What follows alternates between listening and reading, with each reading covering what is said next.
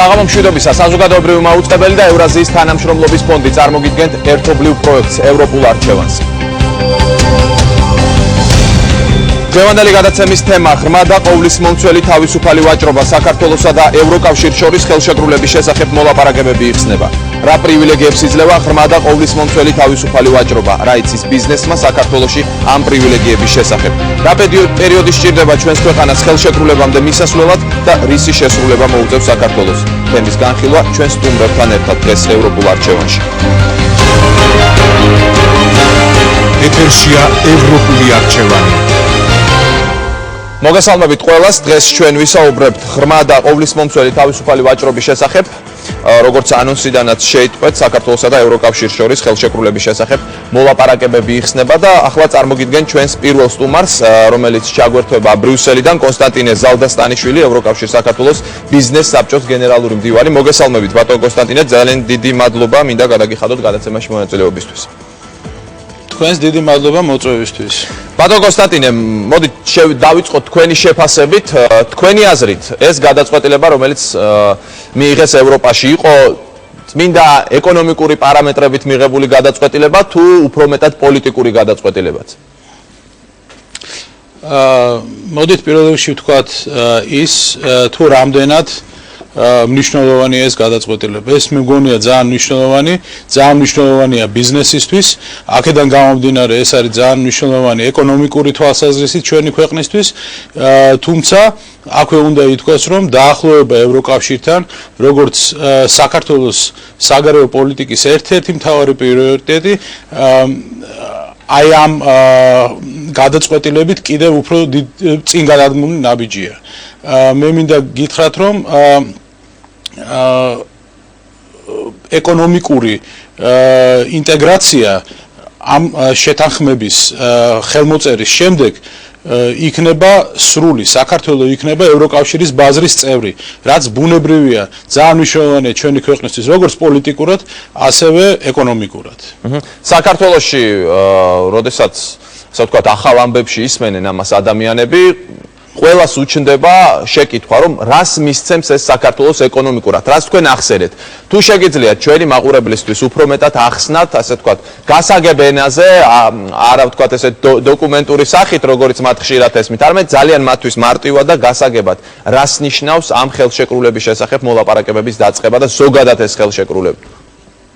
კი ბატონო, მოდით სანამ ამ ხელშეკრულებაზე დავიწყებდეთ საუბარს, თავიდან აღვნიშნოთ და მიმოვიხილოთ დღევანდელ დღეს ევროკავშირს და საქართველოს შორის სავაჭრო პოლიტიკის ასპექტები. ანუ რა განსაზღვრავს დღევანდელ დღეს ევროკავშირს და საქართველოს შორის ვაჭრობას, რას ეფუძნება ეს ვაჭრობა.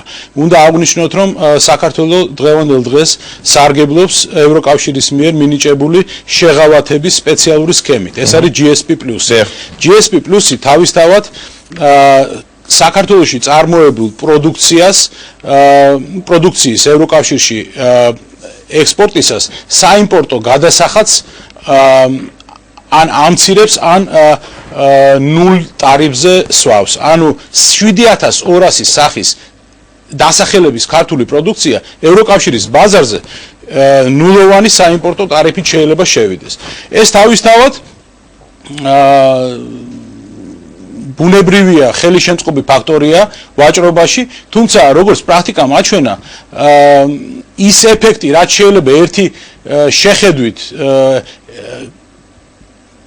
წარმოიდგინოს ადამიანმა არ მოგცა. რატომ არ მოგცა? იმიტომ რომ ევროკავშირის ბაზარი არის რასაკვირველია პროგნოზირებადი, რასაკვირველია მდიდარი, რასაკვირველია ძალზე დიდი, მაგრამ ამავე დროს ევროკავშირის ბაზარი არის ძალზე რეგულირებადი ბაზარი. და გარდა სატარიფო შეღავათებისა, რასაც ხსნის GSP+, არსებობს არასატარიფო ბარიერები.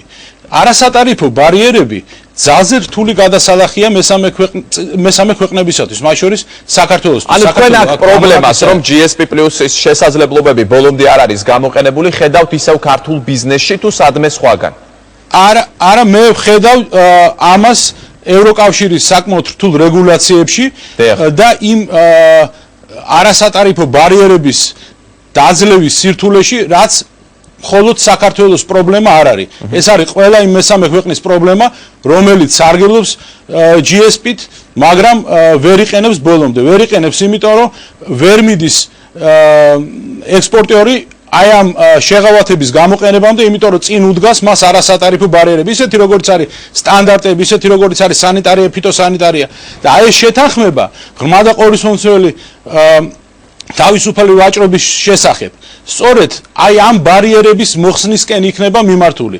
ამ შეთანხმების ხელმოწერის შემდეგ ქართულ პროდუქტს მარტივად შეიძლება შესვლა, ანუ ქართული პროდუქტი, საქართველოს კანონმდებლობა მზად იქნება ევროკავშირის ბაზარზე, აი კანონმდებლობაზე და ასე შემდეგ, მინდა ზუსტად ვკითხოთ, აი ყველა ეკონომიკური რეფორმის და ასე ვთქვათ მოთხოვნის შესასრულებლად საჭიროა სერიოზული ნების გამოვლენა. თქვენი აზრით, თვითონ საქართველოში, თქვენი აზრით საქართველოს რა რესურსი აქვს, რომ რაც შეიძლება მალე გაფორმდეს ეს ხელშეკრულება და შემდეგ ვთქვათ, რამდენი დრო უნდა დასჭირდეს, ამაზე შემდეგ ცალკე მინდა კიდე კითხოთ თქვენი ასე ვთქვათ პროგნოზი რა შეიძლება იყოს. ჯერ ნებაზე მინდა კითხოთ, რამდენად შესაძლებელია. თავისთავად გადაწყვეტილება, რომელიც იქნა მიღებული დეკემბერში მოლაპარაკებების დაწყების შესახებ ამ შეთანხმებაზე. ეს გადაწყვეტილება ერთ დღეში არ მიღებულა. ამ გადაწყვეტილებას წინ უძღოდა ძალიან დიდი მოსამზადებელი პერიოდი. ევროკავშირმა საქართველოს მხარეს უამრავი მოთხოვნა წაუყენა, რომლის შესრულების გარეშეც ეს მოლაპარაკებები ვერ დაიწყებოდა. ანუ ჩვენ უნდა ვთქვათ ერთი რამ, რომ დიდი პროგრესი იქნა მიღწეული ევროკავშირის მიერ საქართველოს მხარისთვის წაყენებული მოთხოვნების შესრულებისგან. ეს უკვე ნიშნავს ნებას, პოლიტიკურ ნებას იმისა, რომ ქვეყანამ დაიწყოს მოლაპარაკება ისეთ რთულ შეთანხმებაზე, როგორც არის ღრმა და ყოვლისმომცველი თავისუფალი ვაჭრობის შესახებ შეთანხმება.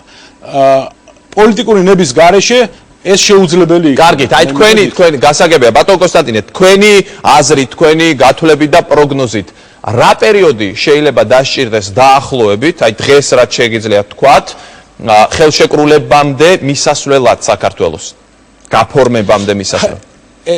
ესე იგი, ეს შეკითხვა ძალიან ხშირად ისმება, მაგრამ ყოველთვის მე რაც მომისმენია, პასუხი ერთი და იგივეა. დღეს ალბათ ძალიან ძნელი სათქმელი იქნება, თუ რა პერიოდი დაჭირდება ამას. მე მინდა გითხრათ ერთი რამ.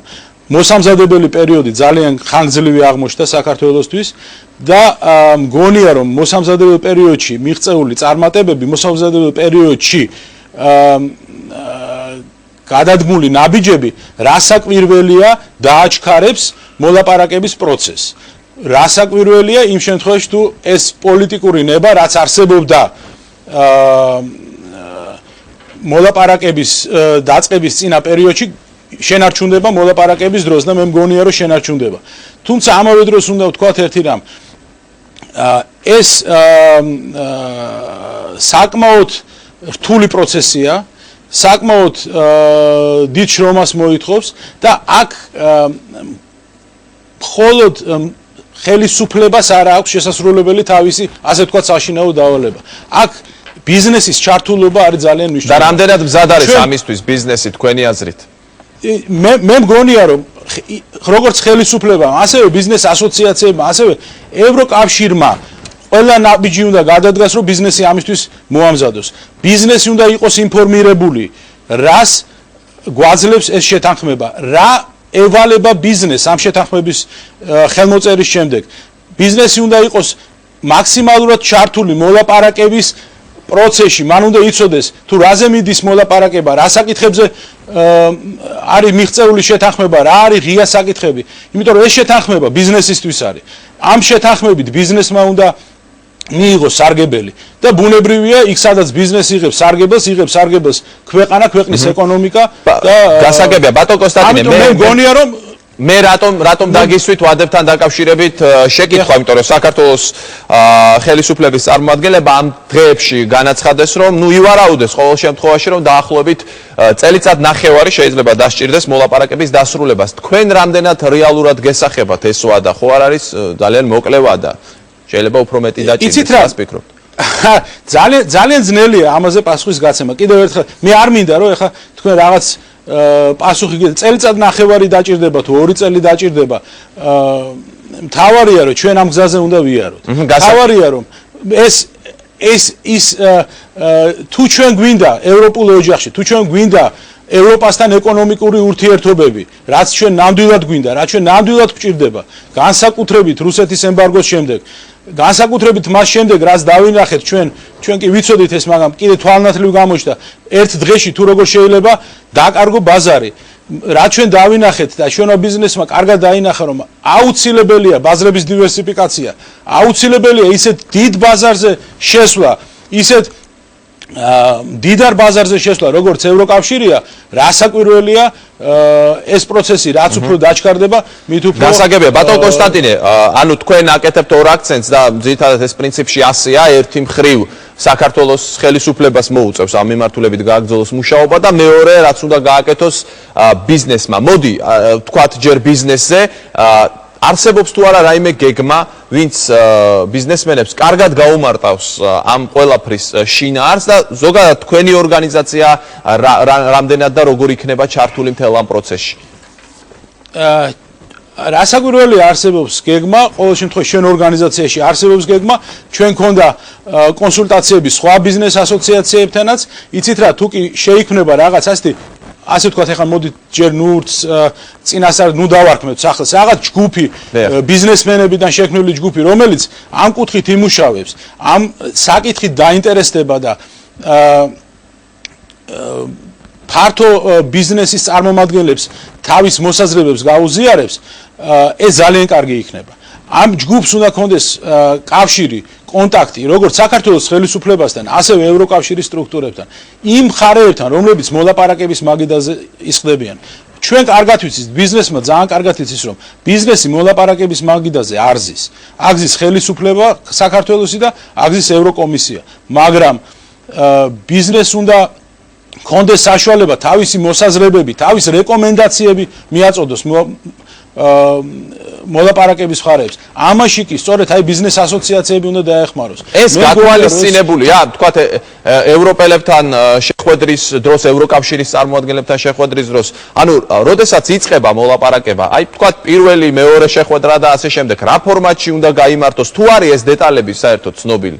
იცით რა, ამ დეტალებზე ალბათ უფრო მეტად სახელმწიფოს წარმომადგენლები იტყვიან. ეს იქნება პირველ რიგში ეს იქნება რასაკვირველია შეხვედრა, როგორც მე ვთქვი, სახელმწიფოს ხელისუფლების და ევროკავშირის სტრუქტურების წარმომადგენლების.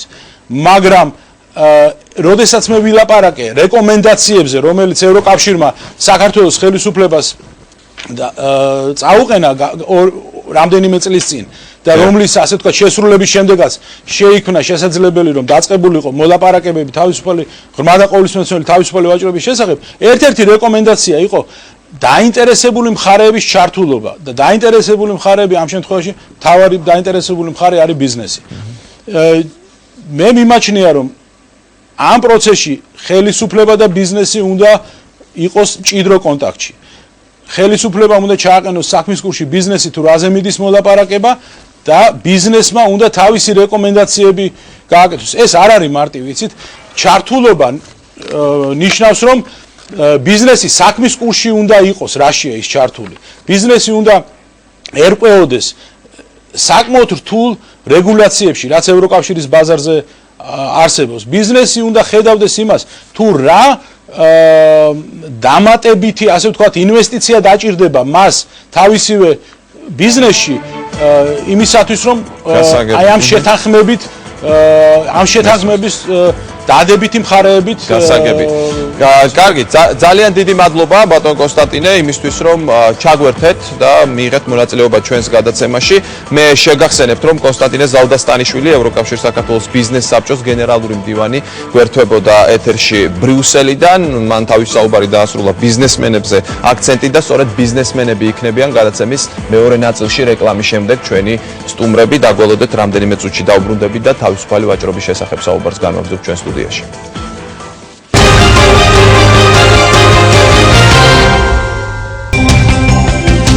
ევროპული არჩევანი რეკლამის შემდეგ კვლავ ბრუნდება პირდაპირ ეთერში და მე შეგახსენებ ჩვენი დღევანდელი გადაცემის თემა ღრმა და ყოვლის მომცველი თავისუფალი ვაჭრობა. წარმოგიდგენთ ჩვენი მომდევნო ბლოკის სტუმრებს. ვახტანგ ლეჟავა, პრემიერ-მინისტრის მთავარი მრჩეველი, მოგესალმებით. გიორგი პერტაია, ბიზნეს ომბუდსმენი.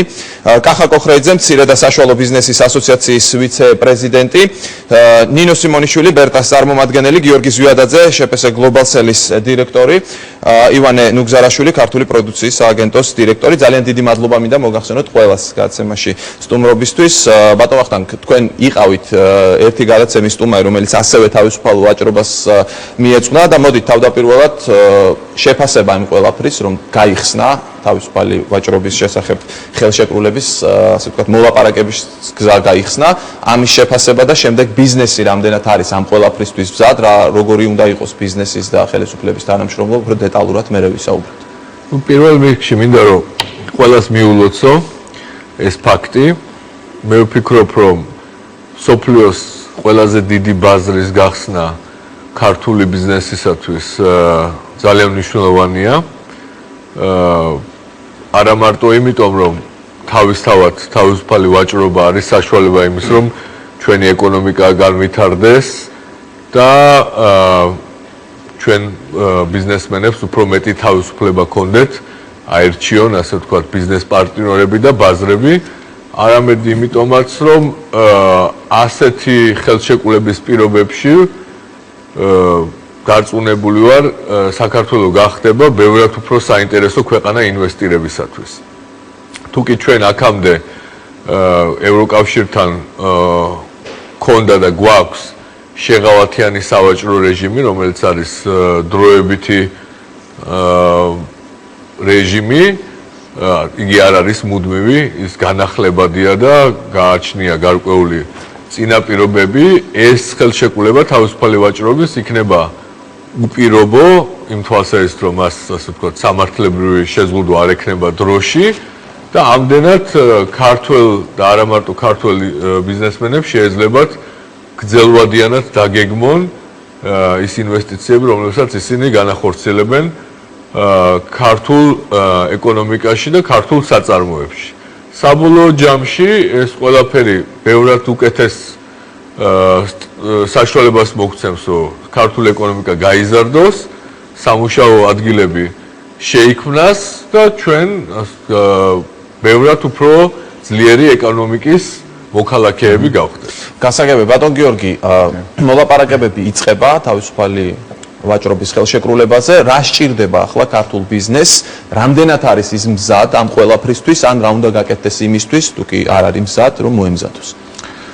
პირველ რიგში უნდა აღინიშნოს, რომ შევერთებ რა თქმა უნდა ამ მილოცვას, ეს მართლა ძალიან მნიშვნელოვანი ფაქტი მოხდა. რაც შეეხება თვითონ ბიზნესს, ვერ ვიტყოდი 100% ბიზნესი მზად არის. ეხლა პირდაპირ ევროკავშირში თავის პროდუქციის გასაყიდად და ეს იქიდან ჩანს, რომ ჩვენ ვართ მიმღებები, ანუ ჩვენ ვიყენებთ გენერალური პრეფერენციების სისტემით გარკვეული შეღავათები გვაქვს ევროკავშირის ბაზარზე, თუმცა ამან არ განაპირობა ის, რომ საგრძნობლად გაიზარდა ჩვენი ექსპორტი ევროკავშირის ბაზარზე. ანუ ის, რომ ვთქვათ, ამ ხელშეკრულებით მეორე დღესვე დაიწყება ძალიან დიდი ექსპორტი ევროკავშირში, ეს ალბათ გამორიცხული ამ ეტაპზე. თუმცა რაღაც ეტაპზე სამუშაოები შესრულებულია, ანუ გარკვეული სტანდარტები არის, ეს ყველაფერი დაკავშირებული არის გარკვეულ სტანდარტებთან, იგივე ევროკავშირის მიერ დადგენილ სტანდარტებთან, რომელსაც უნდა დააკმაყოფილოს ქართულმა ექსპორტიორმა იმისათვის, რომ გაყიდოს იქ. ეს სტანდარტები პირდაპირ კავშირში არის გარკვეულ ხარჯებთან ბიზნესმენების მიერ, ასე რომ ამ ნაწილში მთლიანად ჯერ კიდევ სამუშაო ძალიან ბევრი არის. გასაგებია, კარგი, ბიზნესი როგორ აპირებს ამ ყველაფერის გამოყენებას, მე თქვენგან დავიწყოთ და შემდეგ თქვენ. მე ვფიქრობ, რომ ძალიან მნიშვნელოვანია ეს ინიციატივა, ანუ თავისუფალ ვაჭრობაზე მოლაპარაკებების დაწყება, იმიტომ რომ ევროკავშირის ბაზარი არის ძალიან დიდი, ეს არის 27 განვითარებული ეკონომიკა, 500 მილიონი მოქალაქე, რომელიც არის მაღალშემოსავლიანი, საშუალო შემოსავლიანი, შესაბამისად წარმოგვიდგენია რამხელა ბაზარზეა საუბარი. მართალია ცოტა დაგვიანებით, მაგრამ კარგია, რომ ეს მოლაპარაკებები დაიწყო. რაც შეეხება ბიზნესს, რა თქმა უნდა, ბიზნესის მიმართულებით იქნება ძალიან ბევრი სამუშაო, მას დაჭირდება სახელმწიფოს მხარდაჭერა, განსაკუთრებით მცირე და საშუალო ბიზნესს, რომ მათ მიაღწიონ ევროპის ბაზრებს. რას გულისხმობ, მაგალითად დღეს ევროკავშირთან ვაჭრობა მიმდინარეობს, ბუნებრივია. გიორგი მახსენა გენერალურ პრეფერენციათა სისტემა GSP+, რომლის მეშვეობითაც სატარიფო ბარიერების გვერდისავლით შეიძლებოდა. და ბევრი ამბობს, რომ ეს შესაძლებლობებიც კი არ არის ბოლომდე გამოყენებული. ხო, არ არის მაგას ვამბობ, ანუ არ არის გამოყენებული. თუმცა ბარიერები არსებობს როგორც სატარიფო, ისე არასატარიფო, ეს ყველაფერი ანუ მცირე ბიზნესმა, საშუალო კომპანიებმა რო შეძლონ ამ ბარიერების გადალახვა, მათ ჭირდებათ მხარდაჭერა იმ თვალსაზრისით, რომ გაძლიერდნენ. რას გულისხმობ? მაგალითად, სოფლიოს ეკონომიკური ფორუმის მიერ ჩატარებული კვლევების მიხედვით, რომელიც არის კონკურენტუნარიანობის ინდექსი, საქართველოსთვის ერთ-ერთი სუსტი წერტილი არის ფინანსებზე ხელმისაწვდომობა. კერძო სექტორს, მცირე ბიზნესს, საშუალო ბიზნესს ჭირდებათ ფული, რომ ისინი გაძლიერდნენ და შეძლონ ისეთი პროდუქციისა და მომსახურების შექმნა, რომელიც შესაძლებელი იქნება, რომელიც ადვილად შეაღწევს, ასე ვთქვათ, ევროკავშირის ბაზარზე.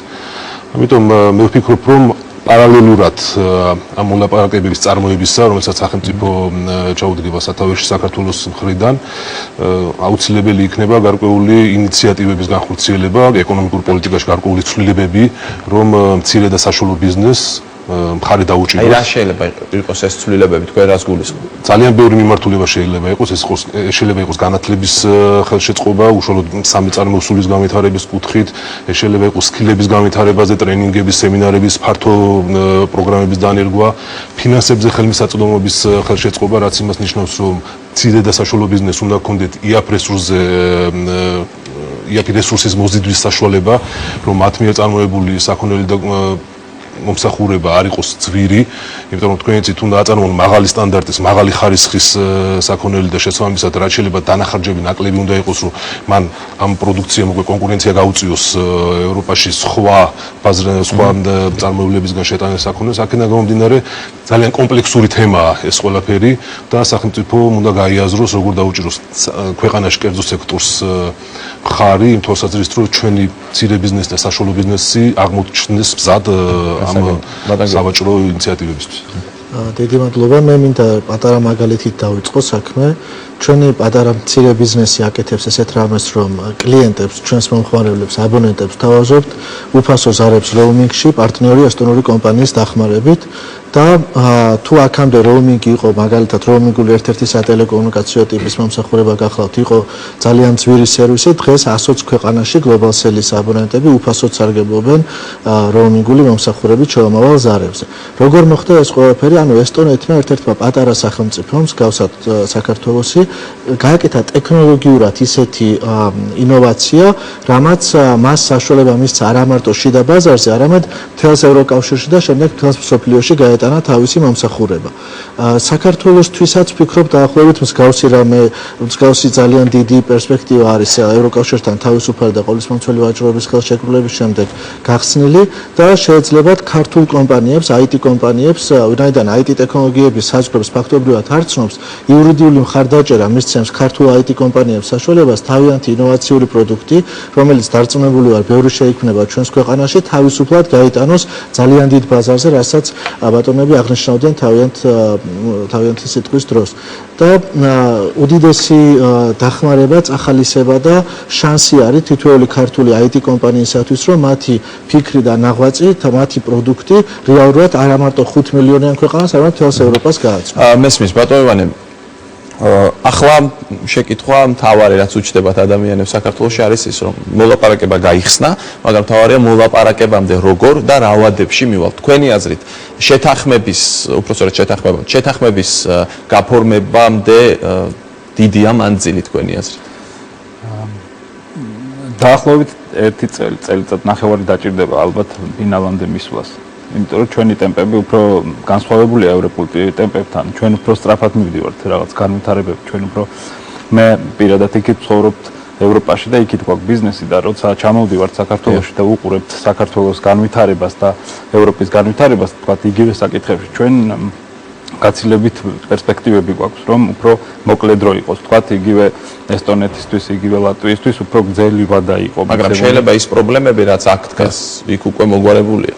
დიახ, თუ ესე მეუდგებით საკითხს, მაგალითად ესტონეთის მაგალითს მოგიყვებით, მათ ჰქონდათ ესეთი საშუალება, ჯერ გაერთიანებულიყო სამი ქვეყანა იგივე თავისუფალი ვაჭრობა ქონოდა მიმოქცევაში, ესე იგი ესტონეთს, ლატვიას, ლიტვას, მათ შეისწავლეს ეს თავისუფალი ვაჭრობა, ხოლო შემდეგ მათი ერთიანად მიერთება მოხდა აი ამ თავისუფალ ვაჭრობასთან ევროპასთან მიმართებაში და მათ რაღაცა გამოცდილება უკვე ადგილზე შეიძინეს, მაგრამ მინდა გითხრათ, რომ ჩვენ გვაქვს ურთიერთობები ქართულ კომპანიებთან, ქართული კომპანიები უკვე შემოსულია ბაზარზე და მე მინდა მართლაც რომ მიულოცო საქართველოს ეს დაწყება ამ მოლაპარაკებისა, იმიტომ რომ რეალურად ბიზნესის გადმოსახედიდან ნამდვილად უნდა გაიზარდოს ქართული ექსპორტის წილი ევროპაში.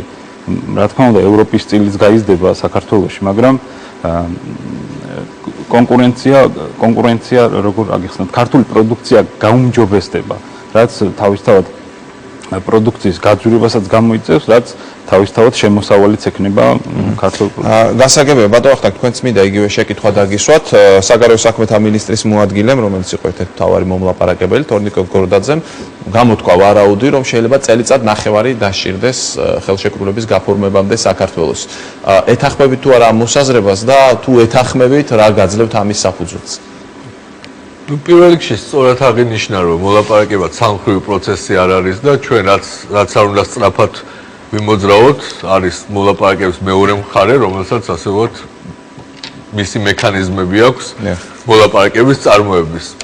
ჩვენ შევეცდებით, რომ ვიყოთ მაქსიმალურად მოქნილები ამ მოლაპარაკებაში და ეფექტურები, თუმცა ეს წელიწადნახევარი, რომელიც ასე ვთქვათ, დასახელდა, წელიწადნახევარი 2 წელი, მიგვაჩნია, რომ არის სრულიად რეალისტური ვადა ამისათვის და მინდა ვთქვა, რომ საკმაოდ მოკლე ვადაა ესეთი ფართო შეთანხმებისათვის ევროკავშირთან.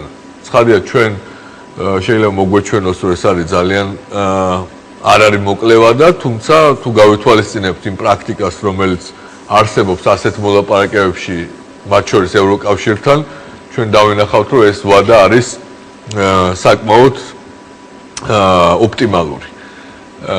მნიშვნელოვან საკითხს მინდა ხაზი გაუსვა, ჩვენ ევროკავშირთან, როგორც სავაჭრო პარტნიორთან, არ ვსაუბრობთ თეორიის დონეზე. დღეს საქართველოს ყველაზე დიდი სავაჭრო პარტნიორი უკვე არის ევროკავშირი. ჩვენ შევძელით და ჩვენი დამოუკიდებულება რუსეთის ბაზრისგან მინიმუმამდე შევამცირეთ, ფაქტურად არ გვაქვს დამოუკიდებულება და ჩვენი მთავარი სავაჭრო პარტნიორი არის ევროკავშირი.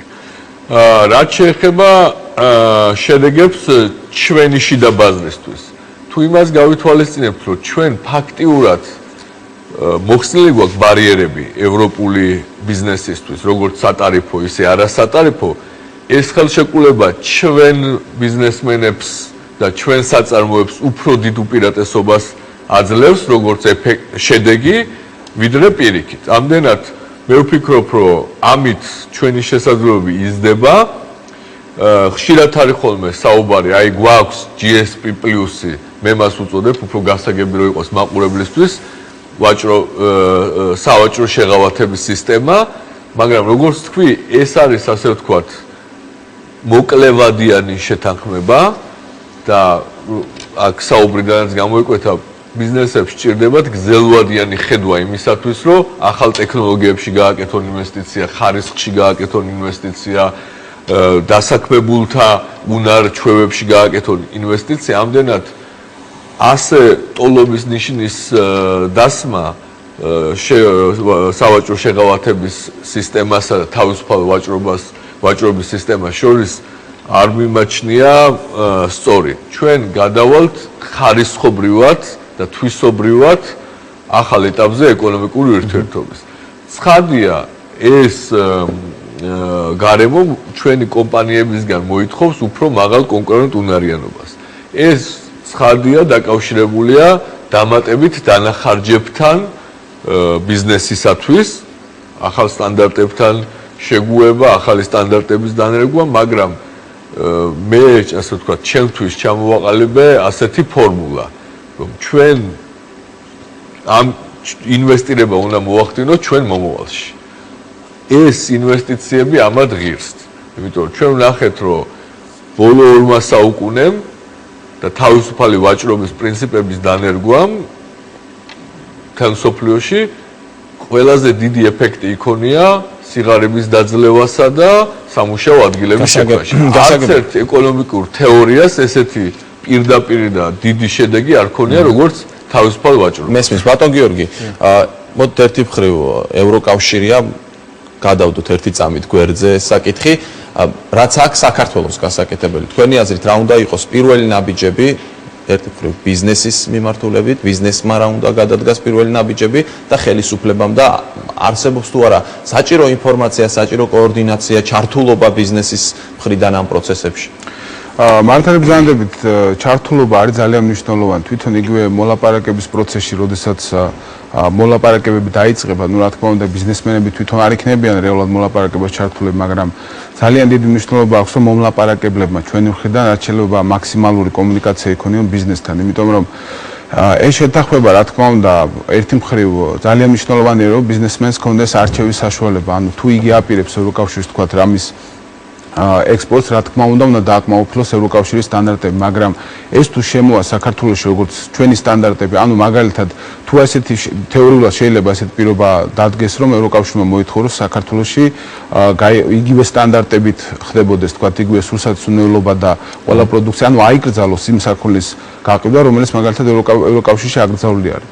ამ შემთხვევაში არანაირ არჩევანზე ვლაპარაკობთ, ამ შემთხვევაში ვლაპარაკობთ იმაზე, რომ ვალდებული იქნება ნებისმიერი ბიზნესმენი ელემენტარულად ძალიან ბევრი ხარჯები გაწევს იმისათვის, რომ ამ სტანდარტებამდე მივიდეს. გარდა ამისა, საქართველოს ქართული ბიზნესმენი ვალდებული იქნება მაგალითად უკრაინიდან და სხვა ქვეყნებიდან შემოტანილ საქონელზე უარი თქვას. ანუ იმ ქვეყნებთან მიმართებაში, რომელთანაც უკვე თავისუფალი ვაჭრობის შეთანხმებები გვაქვს. ანუ ეს იმდენად მნიშვნელოვანი დეტალები არის აქ, რომ თავარი ამოსავალი წერტილი ის არის, რომ გადაწყვეტილება მიღებულია ყველა აბსოლუტურად ეს არა მარტო ეკონომიკური, არამედ პოლიტიკური გადაწყვეტილებაც არის. თვითონ თქვენ ბიზნეს ომბუდსმენი ხართ, თვითონ ბიზნესმენები როგორ ხვდებიან ამას? ნუ გარკვეული რაოდენობა არის ჩვენ სტუდიაში, მაგრამ ზოგადი სურათი როგორია? რა თქმა უნდა დადებითად ხვდებიან. რა თქმა უნდა დადებითად ხვდებიან. ზედმეტ დანახარჯებს, რაც მათ მოუწევთ აუცილებლად. ზედმეტ დანახარჯებთან დაკავშირებით არ ხვდებიან დადებითად, ძალიან არავის არ მოწევს ზედმეტი დანახარჯების გაწევა. ყველა პრინციპში დაგეგმილი აქვს თავის საწარმოო პროცესი და ვინც ევროკავშირის ბაზარზე საერთოდ გეგმავდა ის რა თქმა უნდა ცდილობს ყველანაირად რომ მოარგოს ამ სტანდარტებს, მაგრამ ჩვენ თუ საუბრობთ იმაზე რომ ქვეყანაში მთლიანად შემოვა ეს ვალდებულებები, რომ მთლიანად საქართველოში აიკრძალოს ასეთი საქონლის რეალიზაცია, მაშინ აქვს სხვა რამეზეა ლაპარაკი, ანუ ის ადამიანიც კი რომელიც თქვა საერთოდ არ ფიქრობს ევროკავშირის საქონლის გატანაზე, ისიც ვალდებული იქნება ამ სტანდარტები დააკმაყოფილოს. ეს რა თქმა უნდა ყველაფერი მოლაპარაკებების და ამ პროცესის შედეგი უნდა იყოს და მე მგონია რომ საქართველოს მთავრობა საკმაოდ ძლიერი მომლაპარაკებლები ყავთ და თუ იქნებიან ბიზნესთან კომუნიკაციაში, მაშინ მე მგონი ანუ მინიმალური პრობლემური საკითხებით მოხდება ამ ხელშეკრულების დამტკიცება. და შემდეგ ბატონ კახას ხო? მეც გავაგზავნებ ბატონ გიორგის მოსაზრებას. ცხადია ჩვენ მთელი პასუხისმგებლობით მიუდგებით ამ მოლაპარაკებებს. ცხადია რომ ყველაფერი ისე ვერ იქნება როგორც ჩვენ გვინდა, მაგრამ მათ შორის ბიზნესთან კომუნიკაციის და ურთიერთობის ხარჯზე შევეცდებით რომ ყველაზე უფრო კარგი პირობები მივიღოთ ამ მოლაპარაკების შედეგად, რაც კი შესაძლებელია. ეს ალბათ რეალისტები უნდა ვიყოთ და ვთქვათ, რომ ვერ იქნება ამ თვალსაზრისით, რასაც გიორგი განიხილავდა იდეალური კომპრომისები გასაკეთებელი იქნება, თუმცა გავიმეორებ ჩემსავე აზრს, რომ ჩვენ ამ კომპრომისების საშუალებით უნდა მოვახდინოთ ინვესტირება ჩვენ მომავალში. ჩვენი სავაჭრო პარტნიორებიც ამავე გზას ადგანან, მაგალითად უკრაინაზე თუ ვისაუბრებთ, ისინიც ამ თავისუფალი ვაჭრობის ევროკავშირთან თავისუფალი ვაჭრობის სისტემაში იქნებიან იმ მომენტისთვის. თუმცა უკრაინაში გაცილებით რთული ეკონომიკური სტრუქტურაა და მიუხედავად ამისა, მათ შეძლეს ასე ვთქვათ ამ მოლაპარაკებების წარმოება. ჩავთვალოთ, რომ მართალია ჩვენ ამ თვალსაზრისით მაგალითად რო ავიღოთ უკრაინა არ გვექნება პირდაპირი ხელშეკრულება, მაგრამ უნდა წარმოვიდგინოთ, რომ ჩვენ და უკრაინა სიმეტრიული ხელშეკრულებები გვექნება ევროკავშირთან, ამიტომ ერთ-ერთ მთავარ სავაჭრო პარტნიორთან, ჩვენს მთავარ სავაჭრო პარტნიორთან, უკრაინასთან მაგალითად ეს იქნება, ასე ვთქვათ, დაბალანსებული. მეორე ვთქვი, რომ საქართველოს მე მგონი ხაზი უნდა გაუსვა და მოახერხა, რომ ასე ვთქვათ, ჩამოშორებოდა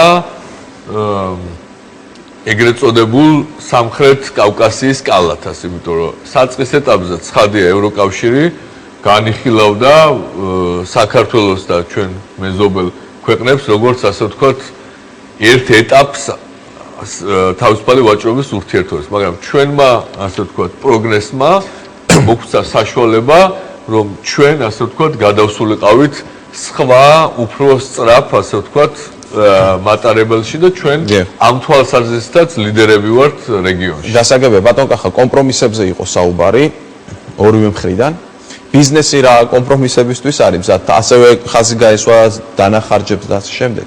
რა კომპრომისებისთვის არის მზად ბიზნესი თქვენი აზრით და ხელისუფლებისგან რა კომპრომისებს მოითხოვ?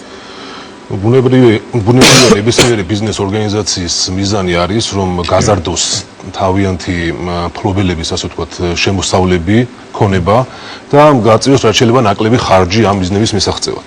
მაგრამ თქვათ, ჩემი გაყიდვებით თუ არის სიტყვაზე n რაოდენობა რაღაც საქონლის.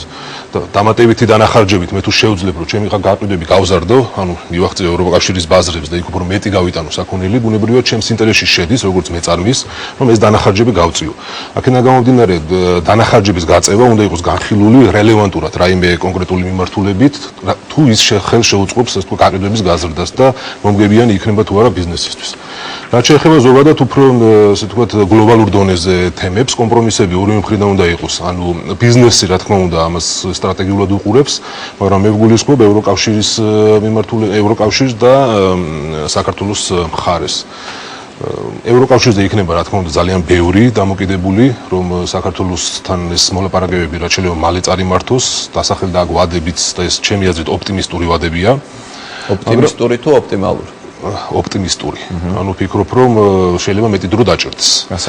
მაგრამ იქნება საქართველოს მხარეზე ძალიან ბევრი რამე დამოკიდებული, ანუ რა ტიპის რეფორმები განხორციელდება მომავალში. დღეს რა თქმა უნდა ევროკავშირი არის ერთ-ერთი ყველაზე მსხვილი სავაჭრო პარტნიორი საქართველოში, მაგრამ მოდით შევხედოთ როგორი ბალანსია. საქართველოს 2011 წლის მიმდინარე თვეებში ოქტომბრის ჩათვლით თუ არ ვცდები გატანილი აქვს დაახლოებით 300 მილიონი ამერიკული დოლარის საქონელი ევროკავშირის ბაზარზე, ექსპორტი არის ამ მოცულობით დაფიქსირებული, ხოლო იმპორტი არის 1.6 მილიონზე მეტი. დაახლოებით 5-6 ჯერ არის მეტი იმპორტი.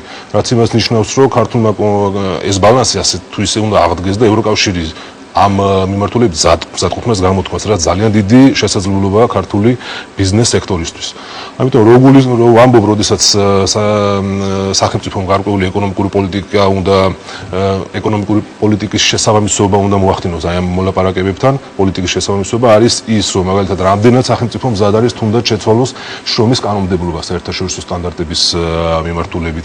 ბევრი სხვა რეფორმა, რომელიც შედეგადაც სახელმწიფომ ასე თუ ისეა გარკვეულ პროგრესს მიაღწია რა თვალსაზრისით იგივე მსოფლიო ბანკის რეიტინგები მე-12 ანუ ბიზნესის ადვილად კეთების კუთხე და ბევრი სხვა მიმართულება რაღაცეებზე ქართულ მხარესაც მოუწევს თვალის დახუჭვა იმ თვალსაზრისით რომ ჩვენ დავაკმაყოფილოთ გარკვეული სტანდარტები და ამ კონკურენციაში სერიოზული კონკურენცია შემოდის ხო აქ ჩაბმამ თქვა ამ ხელა ბაზარზე კონკურენციაში ეს რამდენად მოხერხდება რით შეიძლება იყოს საქართველოს საინტერესო ევროპის ბაზრისთვის, ხო? ნუ აქ თვითონ სახელმწიფომ უნდა გამოკვეთოს კონკურენტული უპირატესობები, რა გააჩნიას, რომელ სფეროებში გააჩნიას საქართველოს კონკურენტული უპირატესობები.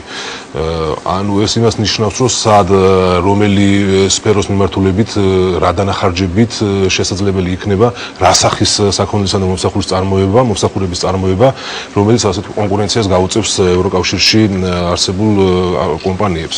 ამაზე ძალიან სერიოზული ფიქრია საჭირო, არის რამოდენიმე სფერო, სექტორი, სადაც დამატებითი ინვესტიციები ნამდვილად მომგებიანი იქნება, მათ შორის ეს შეიძლება იყოს სოფლის მეურნეობის მიმართულებაც, იმიტომ რომ მართლაც მოთხოვნა არის ძალიან დიდი და მაღალი ჯანმრთელ საკვებზე, ასე ვთქვათ, და ამ მიმართულებით სახელმწიფოს აქტიურობა იქნება მნიშვნელოვანი. პლუს ამას სერვისის სფერო იქნება ძალიან მნიშვნელოვანი, გადამამუშავებელი მრეწველობა და ბევრი სხვა სექტორი, რომელზეც ვფიქრობ, რომ უნდა ნინო სიმონიშვილი, ბერტას წარმომადგენელი, კონკრეტულად თქვენი ორგანიზაციის მაგალითზე რო ვისაუბროთ, აი ამ სიახლის შედეგად რა გამოწვევების წინაშე დგება თქვენი ორგანიზაცია და რა სამუშაოები გექნება ჩასატარებელი? დღეისათვის კომპანია ბერტა მუშაობს ხოლმე 30%-იანი დატვირთვით, დიახ, და შესაბამისად დღეს ჩვენ ვეძებთ ევროპაშიც და დანარჩენ ბაზრებსაც ვეძებთ სასწავლებლებს. რამდენად ადვილია ეს და რა ახალი გამოწვევების წინაშე დგებით, როდესაც ვთქვათ ჩვენ კომპანია აწყობილია ახალი ტექნოლოგიებით, შესაბამისად ჩვენ გვაქვს იმის საშუალება და წარმადობაც გვაძლევს იმის საშუალებას, რომ გავიტანოთ ჩვენი პროდუქცია უცხო ევროპაში და შევქნათ ნამდვილად ევროპული ხარისხის პროდუქცია. კარგით, მე ბატონო ივანე, ესტონეთის მაგალითზე საუბრობდით თქვენ, როგორ იყო მთელი ეს პროცესი იქ? რა გამოწვევი იყო ზუსტად იგივე გამოწვევები რაც დღეს? აბსოლუტურად. ხო, მოგვიყევით ამის შესახებ. რა თქმა უნდა. მე დავეთანხმები. აუცილებელია საგანმანათლებლო კურსით მივიდეთ ამას, იმიტომ რომ ცენტრები დაჭირდება ბიზნესმენებს, რომელიც მიცემს განათლებას, როგორი უნდა იყოს ევროპული პროდუქტი, როგორი აუცილებლად დაჭირდება IAPI კრედიტი. ეს აუცილებელია ბიზნესისთვის. რაც შეეხება ესტონეთს, აქ ესეთი მომენტი ესტონეთს ევროკავშირის ქვეყნებიდან მოგების გადასახადი წლიური არის 0%, თუ იგი რეინვესტირებული იქნება იგივე ბიზნესში. რაც ესეც რა თქმა უნდა დიდი პლუსი არის, ანუ ადამიანმა დანახარჯებიდან მოგება მიიღო და ისევ ჩააბრუნა თავის ბიზნესში, რაც ისევ ბიზნესს ანვითარებს. აი ესეთი მიდგომები დაჭირდება საქართველოსაც და მინდა ქალბატონს მიმართო, რომ ჩვენი კომპანია ზუსტად ამისთვის შეიქმნა ქართული პროდუქციის სააგენტო, რომ ჩვენ ხიდის როლი შევასრულოთ ევროპასთან. ჩვენ გვაქვს უდიდესი გამოცდილება, უდიდესი განათლება აი ამ ევროპულ ბიზნესთან მიდგომაში. ამიტომ ქართული პროდუქციის ომბუდსმენები ვერ ვიქნებით, მაგრამ ვიქნებით სააგენტო, რომელიც დაიცავს ქართულ პროდუქტს ბაზარზე და ყველაფერს გააკეთებს ის შეესაბამებოდეს ევროპის ბაზარს სერტიფიცირებით და ყველა იურიდიული საკითხი. მესმის ჩვენი საუბარი დასასრულისკენ მიდის, ბატონ გიორგი, თუ გსურთ რაიმე თქვა, თორე და ბატონ ვახტანგ თამას ბოლოს შეკ. მინდოდა აღმენიშნა, რომ მაგალითად კომუნიკაციების სფეროში ბიზნესისათვის საქართველოში, როდესაც მას ექნება საშუალება, რომ ევროკავშირის ბაზარზე გავიდეს, უდიდესი ინვესტიცია გააკეთა თავად სახელმწიფომ, სახელმწიფოს დახმარებით მოხდა მთლიანი საკომუნიკაციო სისტემის მორგება და მისადაგება ევროკავშირთან, ევროკავშირის სტანდარტებთან, იგულისხმება 5-იანის დამატება, 8-იანის შეცვლა, 0-იანი და სხვა ბევრი საქმე, რაც კომუნიკაციების ეროვნულმა კომისიამ გააკეთა და ჩვენ მათთან ურთიერთობაში ყოველთვის გვცნობთ დახმარებას, მათ მიდგომას, რომ წაახალისონ ინოვატორული ბიზნესი. ჩვენი კომპანია თავად უწევს გარკვეულწილად მომსახურებას ესტონურ კომპანიას, ჩვენს პარტნიორ კომპანიას და ვფიქრობთ, რომ ერთ-ერთი მაგალითი იმისა, როგორ შეიძლება ქართულმა კომპანიამ ევროპისათვის საინტერესო სტატუსი მოიპოვოს, ჩვენ ვართ საბედნიეროდ და ჩვენთვის ეს დიდი პატივია. ასე რომ მიმაჩნია ჩვენ სფეროში ძალიან ადვილი იქნება ქართული ბიზნესისათვის ევროპის ბაზარზე გასვლა. მესმის ბატონ ვახტანგ, მოლაპარაკებების გახსნას წინ უძღოდა 4 სერიოზული წინაპირობა. ახლა როდესაც გაიხსნა ეს მოლაპარაკებები, რაიმე ასე ვთქვათ, რა დაახლოებით მაინც თუ იცის საქართველოს მთავრობამ, რა მოთხოვნები შეიძლება იყოს ევროკავშირიდან და რა დონეზე დაიწყება თავდაპირველად მოლაპარაკებები, საექსპერტო დონე იქნება თუ თავიდანვე სამთავრობო დონეზე? არა, ცხადია რომ ეს იქნება სამთავრობო დონე, ამას გულისხმობს სწორედ მოლაპარაკებების გახსნა, იმიტომ რომ ჩვენ როგორც იცით საექსპერტო დონეზე ასე ვთქვათ, მოსამზადებელი სამუშაო გქონდა და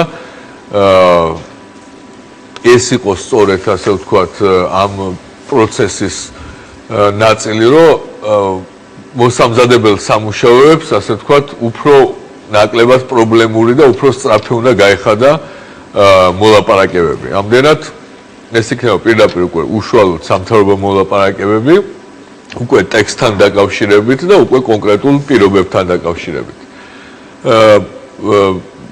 რამდენიმე ასპექტს გავუსვამ კიდევ ხას. ჩვენი ცხადია, ჩვენ გვაქვს სავაჭრო დეფიციტი ევროკავშირთან, მაგრამ თუ შევხედავთ დინამიკას, ჩვენი ექსპორტი უფრო სწრაფად იზრდება, ვიდრე იმპორტი ევროკავშირიდან. ამდენად ეს დეფიციტი სირდება.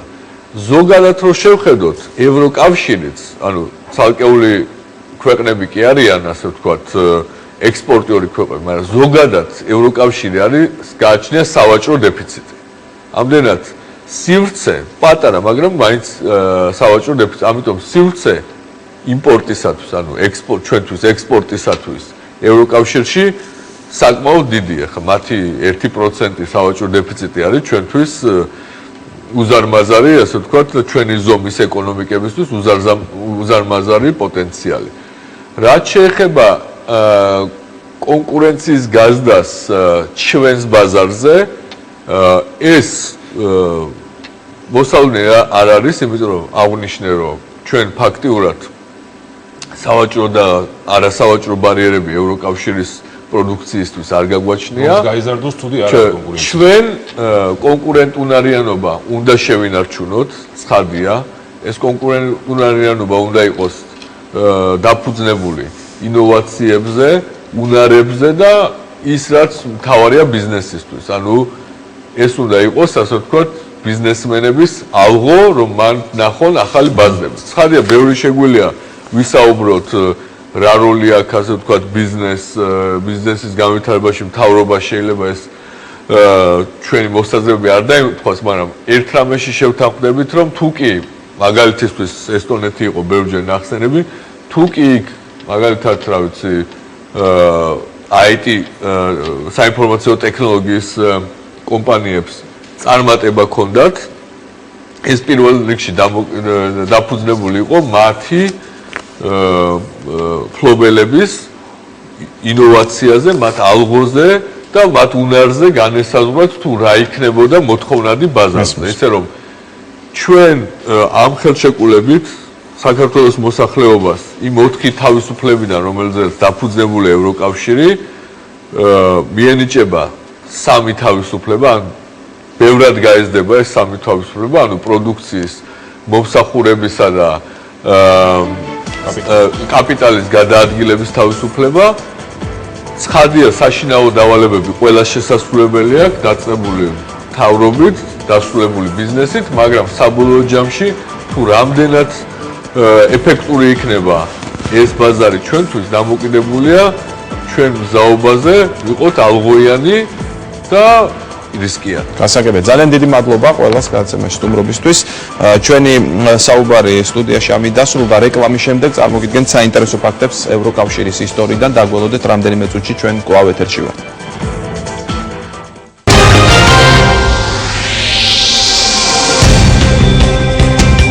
ევროპული არჩევანი კვლავ ეთერშია და ახლა წარმოგიდგენთ საინტერესო ფაქტებს ევროკავშირის ისტორიიდან. 1985 წლის 14 ივნისს ევროპის ეკონომიკური გაერთიანების 5 წევრმა ქვეყანამ ლუქსემბურგში შენგენის შეთანხმებას მოაწერა ხელი. ბელგია, საფრანგეთი, გერმანია, ლუქსემბურგი და ნიდერლანდები პირველი ქვეყნები იყვნენ, სადაც შენგენის შეთანხმება ამოქმედდა. 1997 წელს ამ ქვეყანათა რიცხვს იტალია და პორტუგალია შეუერთდა.